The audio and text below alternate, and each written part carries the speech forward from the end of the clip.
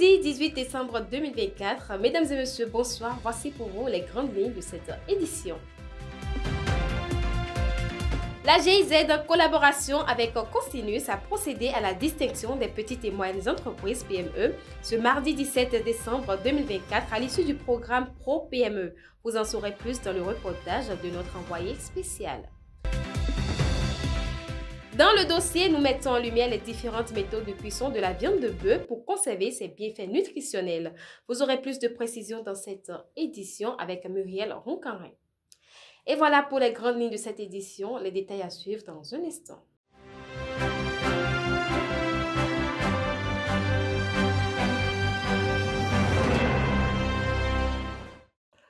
À nouveau, bonsoir. D'après les prévisions météorologiques, demain matin à Ouidah, sous un ciel limpide, le soleil brillera en mètres. La température sera de 22 degrés Celsius, accompagnée de légers vents du nord-ouest à 4 km par heure et d'une humidité élevée de 90%. L'après-midi sera tout aussi ensoleillé avec une température de 33 degrés Celsius ressentie à 30 degrés Celsius. Une brise légère soufflera de l'est-nord-est à 11 km par heure, adoucissant l'atmosphère. Attendez-vous donc à une belle journée en perspective. Dans notre rubrique agriculture, retenez que la rencontre internationale de court-métrage pour l'agriculture RICMA se tient à Boycon du 17 au 22 décembre 2024, organisée par la Fédération des unions des producteurs du Bénin, FUPRO Bénin. Cet événement met à l'honneur compétitivité de l'agriculture et développement inclusif des filières à l'aide des grandes réformes de soutien au secteur. Un rendez-vous majeur pour échanger sur les enjeux et perspectives de l'agriculture au Bénin et au-delà. L'étude technique sur l'introduction du Pangasius au Bénin a été validée provisoirement le 17 décembre 2024. Elle vise à évaluer le potentiel de cette espèce pour le développement de l'aquaculture dans le pays. Le rapport final fera l'objet de quelques ajustements conformément aux recommandations émises lors de la séance de validation. Madeleine Atodino pour le reportage. En cours depuis quelques mois, l'étude technique environnementale pour l'introduction de la Pangasius sp en République du Bénin touche progressivement à sa fin. Le rapport a fait l'objet d'une validation provisoire ce mardi 17 décembre 2024 dans la salle de réunion de l'Agence territoriale de développement agricole du pôle 7. Cette étude s'inscrit dans le cadre de la diversification des espèces piscicoles en République du Bénin.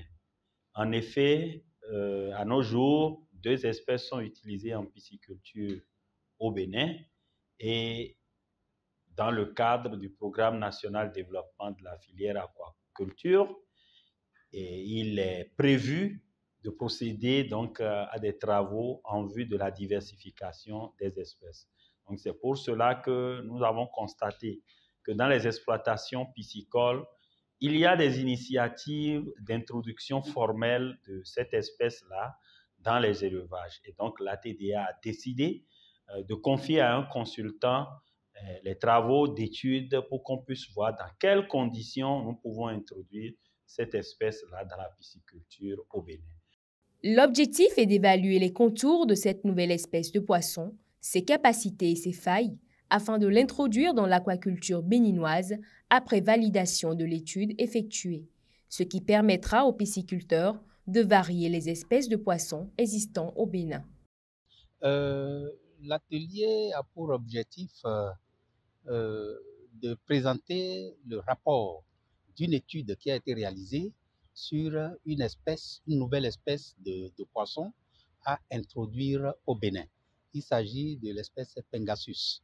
Pangasius qu'on appelle Panga, c'est un poisson qui n'est pas d'ici, que les pisciculteurs ont tout fait pour introduire au Bénin pour pouvoir l'élever. C'est un poisson qu'ils ont introduit de l'Asie, parce que compte tenu de ses performances de croissance, compte tenu de ses potentialités, pour diversifier un peu les espèces d'élevage en dehors du tilapia, ils ont introduit ce poisson-là. À l'issue de cette séance, le rapport a été validé par l'assistance sous réserve de quelques recommandations à prendre en compte. Dans l'actualité agrobusiness, retenez que l'esplanade de Yam Plus accueille du 17 au 31 décembre 2024 la 3e édition du Foire internationale de Boycon. Cet événement réunit exposants et visiteurs autour de produits variés et d'activités économiques et culturelles. Le programme Pro-PME initié par la GIZ et Cosinus a distingué ce mardi 17 décembre des PME pour leur avancée en démarche qualité, une reconnaissance qui valorise leurs efforts pour améliorer performance et compétitivité. Suivez le reportage à travers la voix de Maëlle Anathan. La valorisation des progrès des petites et moyennes entreprises dans leur démarche qualité a été au cœur de la cérémonie de remise d'attestation de reconnaissance tenue ce mardi 17 décembre dans la salle CDIJ de la Cour d'appel de Cotonou. Organisée dans le cadre du programme Pro-PME, initié par la GIZ en collaboration avec Cosinus, cet événement vise à saluer les avancées significatives enregistrées par les entreprises bénéficiaires. Vous le savez, c'est pour marquer notre témoignage, notre reconnaissance et cette implication dont vous avez fait preuve pendant des mois sur le processus d'image qualité. Vous étiez nombreux au départ. Vous allez constater que ce n'est pas toutes celles avec qui nous avons démarré cette initiative qui sont ici aujourd'hui. Parce que, comme l'a dit la parabole de Jésus, il y a toujours beaucoup d'appelés, mais quoi? Peu d'élus. Vous faites partie de ces élus. Grâce à ce programme, plusieurs acquis notables ont été enregistrés. Les entreprises accompagnées ont amélioré leur processus interne, renforcé leur capacité organisationnelle et optimisé la qualité de leurs produits et services, les rendant ainsi plus performantes et compétitives. En termes de résultats, les résultats escomptés ont été atteints. La plupart des entreprises ont fait le suivi depuis le début, le diagnostic, ensuite les formations, le coaching, jusqu'à aujourd'hui, l'étape où nous en sommes, qui est l'étape de remise des certifications. Au total, les entreprises ont pu progresser par rapport aux points techniques liés notamment au domaine de la qualité. Nous avons constaté une grande avancée. Les objectifs du projet en ce sens-là ont été atteints. Finalement, 146 entreprises sur les 200 initialement diagnostiquées ont pu faire tout le processus jusqu'au bout. Au nombre de ces 146, 51% de femmes. Les récipiendaires, visiblement satisfaits, ont tenu à exprimer leur gratitude et leur enthousiasme pour l'accompagnement dont ils ont bénéficié. C'est depuis l'étape où on a pu accéder à avoir des ressources de la banque sans aucune difficulté après avoir présenté tout ce qu'ils ont demandé. C'est depuis cette étape, moi j'ai trouvé que bon, c'est déjà un plus et qu'il faut s'en réjouir. C'est une joie pour nous et auprès de nos clients pour les rassurer que ce que nous faisons, ce que nous leur servons à manger, à boire est de qualité et ça nous renforce davantage. À travers cette initiative, la GIZ et Cosinus réaffirment leur engagement indéfectible en faveur du développement des PME, une démarche qui contribue à renforcer le tissu économique national en dynamisant les petites et moyennes entreprises aptes à affronter les défis du marché. On parle de santé et nutrition dans le dossier de cette édition. Riche en protéines et en minéraux, la viande de bœuf est une source importante de nutriments. Cependant, pour en tirer tous les bienfaits et éviter des risques de santé, il est essentiel de respecter certaines règles de cuisson.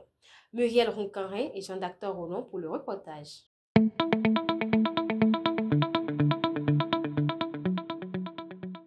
La viande de bœuf est une viande rouge hautement nutritive, connue pour sa richesse en vitamines du groupe B, notamment la B12, ainsi qu'en fer et en protéines de qualité. Elle constitue un allié précieux pour une alimentation saine et équilibrée, à condition d'être consommée de manière réfléchie. La viande de bœuf contient des protéines de haute qualité nutritionnelle. Elle contient du fer héminique, qui est le fer qui est le plus absorbé par l'organisme. Elle contient aussi du zinc, qui renforce notre système immunitaire. Elle contient de la vitamine B12, qui participe à la formation des globules rouges. La viande de bœuf contient des acides gras qui, en cas de consommation excessive ou de méthodes de cuisson inappropriées, pourraient augmenter le risque de certaines maladies. Lorsqu'elle est mal cuite et qu'elle est consommée en grande quantité, elle peut augmenter le risque de survenir des maladies cardiovasculaires et peut créer des problèmes d'indigestion jusqu'à même au cancer du rectum. Elle peut constituer un danger pour la santé lorsqu'elle est mal cuite et transmettre des germes lorsque le bœuf en question n'était pas en bonne santé avant d'être préparé. Ils peuvent transmettre des germes à notre organisme. Et la consommation excessive aussi de cette viande de bœuf qui contient des protéines va faire que ces protéines en excès vont faciliter l'excrétion plus rapide du calcium. Et à long terme, la quantité de calcium qu'il nous faut va commencer à réduire. Et si pendant le temps, nous n'avions pas une alimentation riche en calcium ni en vitamine D, nos os vont commencer à se fragiliser et nous aurons des problèmes d'os comme l'ostéoporose. Nous pouvons consommer la viande de bœuf de façon modérée, 1 à 2 portions par semaine. Ça fait 100 à 150 grammes de viande. Nous pouvons la consommer avec des légumes riches en fibres pour faciliter l'absorption et la digestion. Pour le mode de préparation, nous pouvons préférer le griller la viande plus que de la frire. Et nous pouvons aussi opter pour un mode de cuisson assez moyen pour permettre à la viande de bien cuire avant d'être consommée pour éviter tout problème de contamination, de germes, de virus, etc. Pour préserver sa santé et profiter pleinement des bienfaits de la viande de bœuf, il est essentiel de consommer des portions modérées, d'adopter une alimentation variée et équilibrée et de privilégier des modes de cuisson sains afin de limiter les éventuels risques pour la santé. Le point de l'actualité hors de nos frontières à présent. Face à une sécheresse exceptionnelle touchant 62% des terres agricoles, le Ghana a suspendu les exportations de céréales pour garantir l'approvisionnement local. Cette mesure vise à préserver les stocks de maïs, riz et soja indispensables à la sécurité alimentaire nationale. Le gouvernement prévoit également des aides aux agriculteurs et des initiatives pour renforcer la résilience face aux défis climatiques. En Côte d'Ivoire, le gouvernement ivoirien vise la labellisation de 3 produits agricoles d'ici 2025, a annoncé Souleymane Diarra Soubar, ministre du Commerce et de l'Industrie, lors des JIP 2024 à Abidjan. Le riz de Danané et la mangue Cante des Savanes sont candidats à une indication géographique protégée, IGP, tandis que le beurre de karité sera labellisé sous une marque collective reconnue par l'OAPI. Et c'est sur cette dernière information que se referme cette édition que j'ai eu le plaisir de vous présenter. Merci de l'avoir suivi. À très bientôt. Au revoir.